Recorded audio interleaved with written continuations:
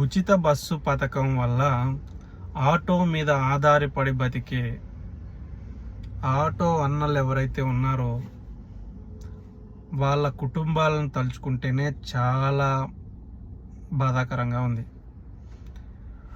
రోజుకు 500కో 1000 రూపాయలకో తోలుకొని డీజిల్ ఖర్చులు పోను, మిగిలిన డబ్బుతో కుటుంబాలను పోషించుకునే వాళ్లకు ఈ ఉచిత బస్సు పథకం అనేది ఎన్ని రకాలుగా ఇబ్బందులకు గురి చేసే అవకాశం ఉందో ఇదైతే చాలా బాధాకరమైన విషయం. ఈ విషయం గురించి ఖచ్చితంగా వాళ్ళకైతే ప్రాబ్లమే అనుకుంటా. చూడాలి ఆ దేవుడు ఏం చేస్తాడో, వీళ్ళ పరిస్థితి ఎట్లా దేవుడు కాపాడుతాడో.